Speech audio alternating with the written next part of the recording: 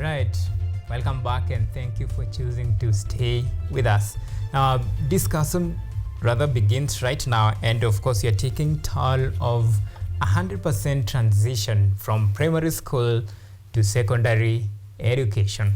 Well, it is estimated that at least 1,394,000 students and 44 sat for Kenya's Certificate of Primary Education. Out of this, at least 1.2 million have already joined high school, with 131,854 are yet to join high school. And that is about 10% of 1.3 million candidates who sat for Kenya Certificate of Primary Education. Now, the big question is, where are these, learners, and why are they not in school? So those are some of the areas that we'll be tackling tonight. And let me take you through the transition now from various counties, the county that have registered the high number of transition as far as the 100% transition is concerned. And with the highest figures, Laikipia recorded 99%, same case with Nyeri County, then followed by Samburu, Nairobi, and Nakuru.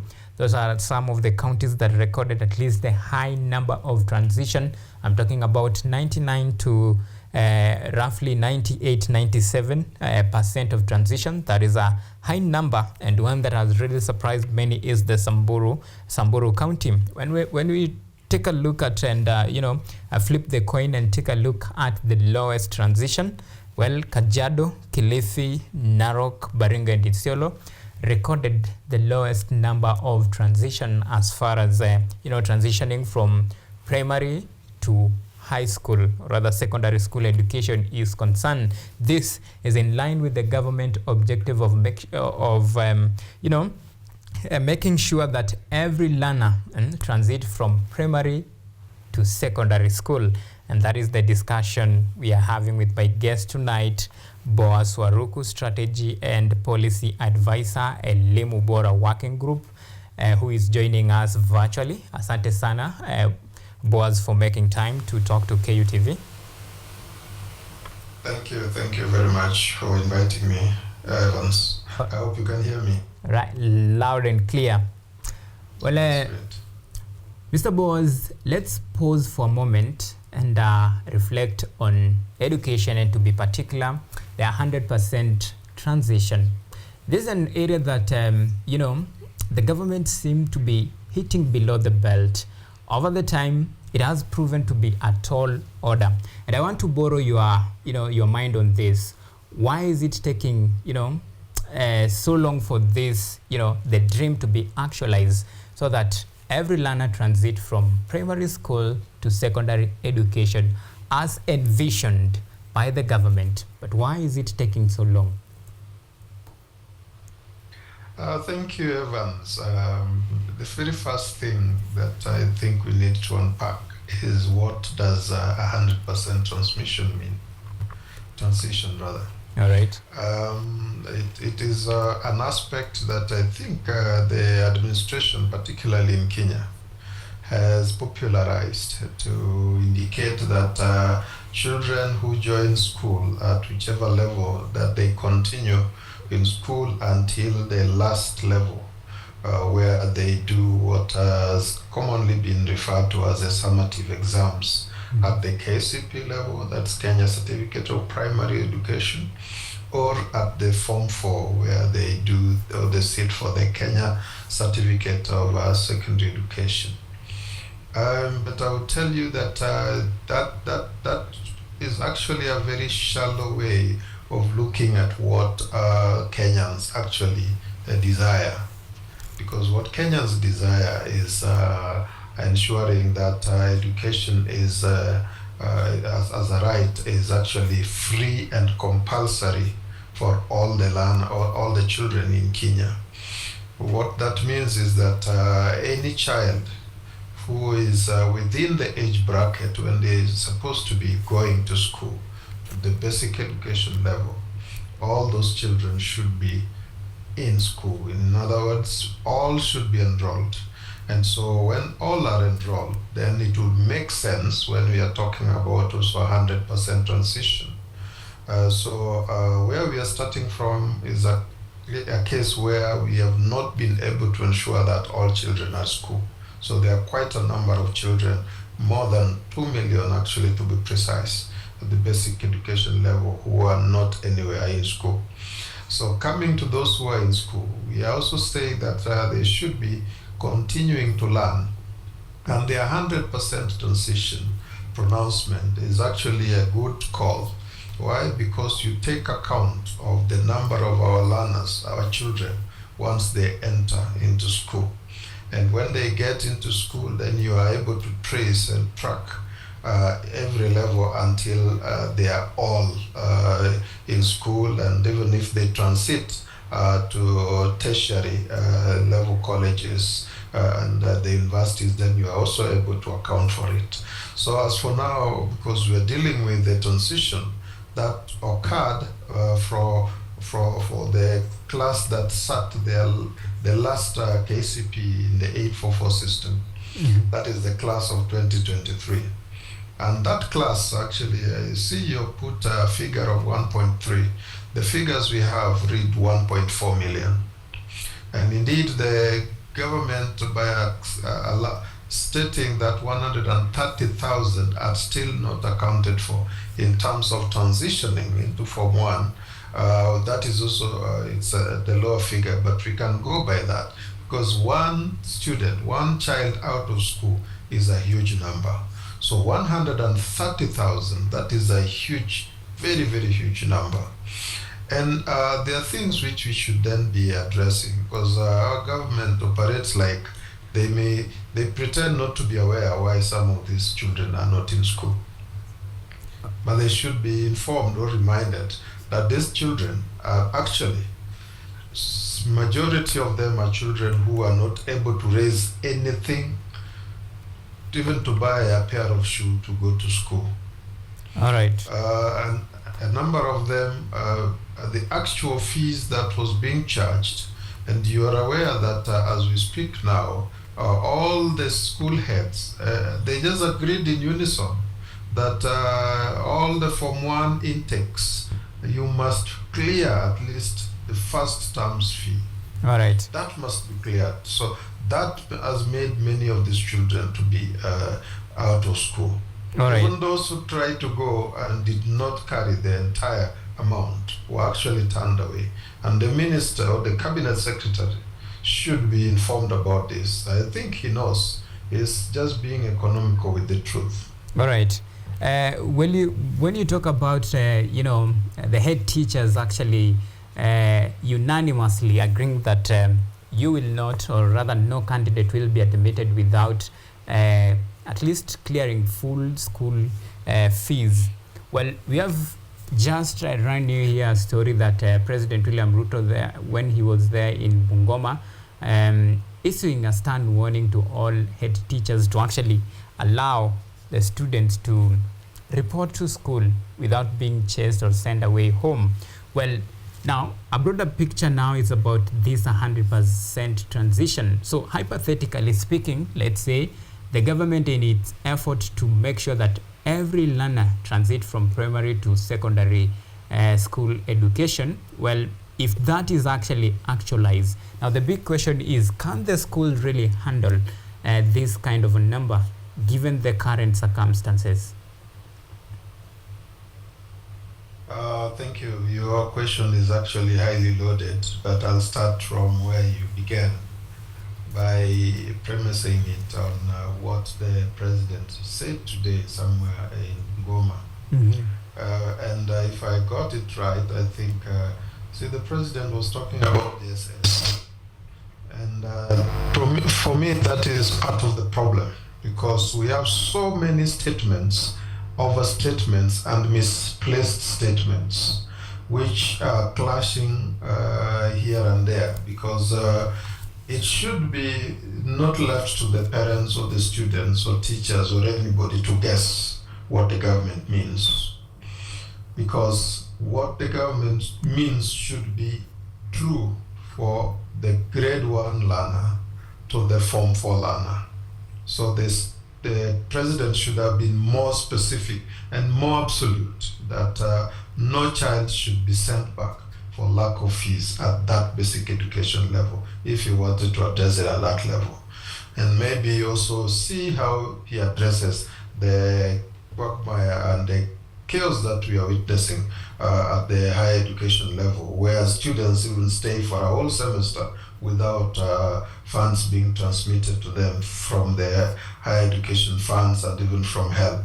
But back to where you're saying you started with on the president pronouncing himself. I'm saying president as the chief executive officer of the country.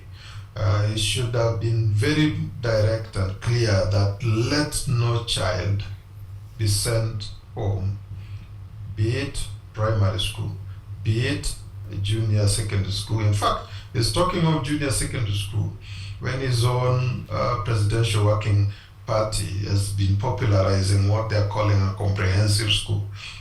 So there's a lot of confusion. They need to make up their mind whether they are going by what has been recommended by their presidential working party or they are still stuck in the past. But even if whichever they want to call it, there should be no wishy-washy on what should be the direct instructions that at the basic education level, let no child be sent back home for lack of school fees. I think that should be clear. Then you're asking whether the capacity, you are dealing with capacity issues, whether the facilities we have should or are capable of catering for the numbers that did the KCPE. And in this regard, I think you must be referring to the high schools or the secondary schools where we have the Form 1s who have joined. Indeed, this was a huge number.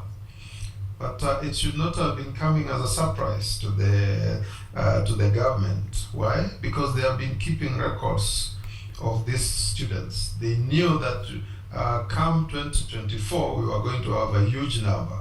And indeed, even if they had not realized that, everybody else outside there was last KCP exams. So with that kind of an arrangement or an understanding, we should have been expecting that they had this. Look at what Professor Magoa did. Professor Magoa ran around to construct CBC classrooms. The question that should have been asked is, did he also give resources for the construction of additional classrooms? Because indeed, almost each and every public school has had an additional or an extra stream. So the schools which used to have 3 streams are now having 4 streams. Those that used to have 7 streams, some are even having as high as 11 streams, meaning that we have high numbers. So indeed, we are dealing with congestion in those schools. And from the reliable information we are gathering, there are some schools where even at the dining hall, students have to eat in shifts. All right. So there's a way in which at least aspects of coordination and preparation, which should have been done a little bit early, was not done. And sorry to cut you short. You talk about the aspect of preparation, and this speaks volume of a recurring problem that keep on appearing every time. So because we are talking about this is a discussion that we had back then, we are having it right now, and the big question is, don't we learn? Maybe your generation would help Kenya learn. The generation that we found in Kenya, the one that we have still been fighting just to ensure that they become a little bit serious with certain things, is a generation that does not understand. You keep on telling them the same thing in and out, and they'll still come back and find the problem. For example, on the financing, they are talking about we transmitted capitation grants to schools. The same administration should be telling you that what they transmitted was 31 billion, which was supposed to be now sent, and they were very specific that this is for term 1 of 2024. When you're being told that this is the money we are sending to you for term 1 2024, we hope that the money has reached schools, because as at the time when the schools had reopened, many schools had not received the money. But assuming that they have received term 1 transmission, the 2023 calendar year, the school calendar year, ended with 47% of the capitation not having been transmitted, meaning that those schools still have some pending bills. No wonder the head teachers are actually demanding that the Form 1s must clear the term 1 fees, because they are having pending bills. So some of these things are what I say, they keep recurring, and it's like we do not want to address them holistically. We are simply looking at shortcuts. So we must just be very serious with ourselves. And indeed, within the education sector, we should not be pronouncing ourselves and contradicting ourselves at the same time. We should be anchoring the implementation of our program on what the mother law of this land states. Indeed, it is not a request, it is not begging. The Constitution in Article 19 demands or commands of us that every policy decision that we make, every legislative, every program, activity or intervention that we make must comply with the Bill of Rights chapter, which is chapter 4. And within that is where I already talked about the Article 43, that is the right to education. Article 53, the right to free and compulsory education for every child at the basic education level. Okay. So if that is so clear, all we should be trying to do is to ensure that resources are mobilized so that the resources become available.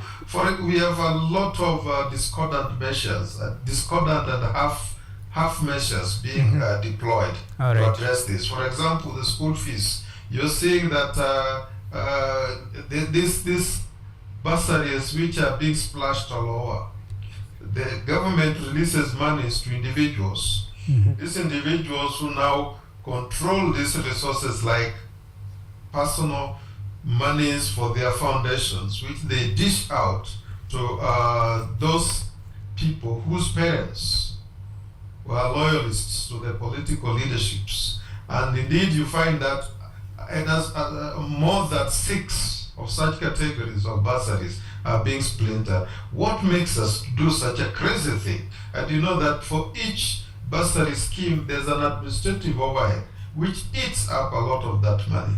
Why can't all this money be put together like what Elimu Bora is advocating? That we put all this together in a national basic education fund, and we ensure that everybody goes to school without having to run around looking for MCA or MP or governor or whichever presidential schemes or whichever other schemes, looking for those bursaries. Why can't they be directed to the schools so that we only say, let our children go there and they'll start learning? Okay. Well, when you talk about, the fund and of course the Bill of Rights that is enshrined in our constitution to make sure that every right is protected, including the right to education. Well, you even talked about the funding models that is being used, rather the funding that is being used, and what we are currently seeing in the social media. Nowadays, you see like, parents, pupils with cards, with tags, appealing for help for this, for just to make sure that the quest for education is actually realized. And you talked about the bursaries. Now we are asking this, and this begs the question: have we misplaced our priorities as far as this particular means of sourcing for funding is concerned, and who actually does the funding actually reach to who deserves this particular fund, or who this fund was meant for? Thank you, Evans. You are actually giving answers instead of asking questions, and thanks for that. It is a case of misplaced priorities. You are right. You are asking me whether it is that case. It is so clear. It is a case of misplaced priority. And the funds are basically supposed to be for the children. I may bring it to your attention that as we speak, the government of Kenya is really proud that they have been able to deliver education for every child in Kenya. If you look at the report that they have been submitting to the UN bodies about their commitment to actualize the children's right to education, that is one thing which stands out. And you know that that is far from the true position. And so the very first thing that we must be doing is let's at least be honest with ourselves. Because when we are honest with ourselves, then we'll be able to admit the mistakes that are there and address the challenges that really bog us down in the attempt to ensure that all the children are in school and are learning. Why I say so is because as we speak now, the number of children that we even lost during COVID. Remember, COVID came the 2020, and when the students were resuming learning towards the end of 2020, the beginning of 2021, not many children, particularly the girls, we lost many of the girls, and we have not been able to account for that up to date. So we should at least be very honest with ourselves and say we are trying, but we have challenges. We have challenges because instead of applying the resources to fund education, we are applying resources to take certain measures which you don't even know where they stand or come from. Like the number of the high-level trips that we are witnessing, top-notch government officials are undertaking, where they gobble up lots of money. I think the controller of budget just the other day told us how much money was actually wasted by the various agencies, from the counties to the national government, on the travel alone. And at that point, you remember the figure of 67 billion Kenya shilling was touted as having been used there. Evans, that is the amount of money we are looking for just to ensure that all these children are in school and they are learning. Indeed, that 67 billion Kenya shillings, which was used, just misapplied, because when you are not able to tell which kind of travels were this and what benefit did they give to Kenya, then you must start asking that is an amount. The 67 billion Kenya shillings was an amount that could have taken all the 1.4 million KCP graduates to Form 1 without asking of their parents to pay a single coin. And indeed, even those at that time, because I think the calculations as Elimu bora we are done, each of them would be getting 48,000. All right. You know, 48,000 is enough to take care of a student in a boarding facility for the whole year. All right. So those who are in the day schools, that could even be enough to take them for the whole 4-year cycle. All right. So I'm saying, as you pointed out, I think misplaced priorities, and indeed we should be directing the resources to education. When we do so, we'll be able to do so much. The amount that we have misapplied, even in the entertainments and making celebrations, which some do not make sense, would have converted our teachers, the teachers who are now being called interns. Okay. You know, interns are students and trainees who are still undergoing training. But these are teachers who have been certified. These are teachers who went through, and indeed they were conferred with a degree. All right. They are given the power to read and do all that pertains to the degree, which was a degree in education. Okay. But now they are still being considered as interns. All right. The amount of money we are misapplying could have been used really to convert them from interns to permanent and pensionable teachers. Well, you talked about funding, and of course the Ministry of Education actually received the lion's share of the national budget allocation, the 2023-2024 budget allocation.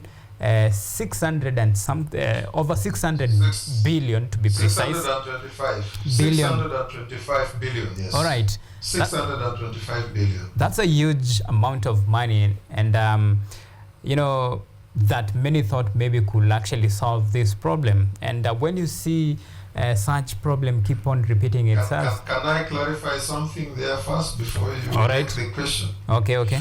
Allocation alone is not enough. It is allocation and spending. And when you spend it, you also have to spend it appropriately. I've just given you an example of what happened. Last year, the entire academic year, 47% of the capitation grant was never transmitted to schools. So it is part of the 625 billion that you see. So when it is seeing a package there as, oh, we have allocated so much, because you see, the UNESCO standards indicate that at least 20% of the national budget of a state should be allocated to education. And Kenya is among those that are moving closer to the 20%. Right. So, but it is not about allocating it. It should be allocate that. We are saying allocate the amount. Once you've allocated it, apply it. In other words, remit it to the parts which is required. When that money is remitted, ensure that there's accountability in the use of that. In other words, scrutiny. Okay. Scrutinize it to ensure that it is utilized well. Otherwise, we'll not be actually dealing with the thing. And there's a component which is also missing in most of the allocations. Okay. The component of how sensitive are we to the special needs within the education. Okay. All the needs within education, have we costed them effectively? Okay, because that is an aspect that is also missing. Sorry, but we are running out of time, and I think for now, like, would have really liked to continue with this particular discussion, but time is not on our side. So I'll give you 1 minute to actually make your closing remark, kindly. Thank you, Evans. Actually, the closing remark issue, you are the one who started with it. You're saying that education should be made a priority. All right. That is without question. 2 is that the financing that we are doing in education, it is so scattered that it causes a lot of confusion. In fact, it's a conduit for corruption. We should consolidate that and education. 3, it is not proper for us to continue mistreating our teachers. Okay. Teachers who have been trained and qualified, Thank let you. us employ and deploy teachers in a professional manner. Let us convert the interns into full, permanent and pensionable terms. All right. Thank you. Let us provide infrastructure in all schools. When we talk of comprehensive schools, let us make that a reality. Fair enough. Let us not just say by word, but we do not follow the action. All right. Otherwise, thank you so much. All right. Thank you so much, Boaz Waruku, Strategy and Policy Advisor, Elimu Bora Working Group. And of course, this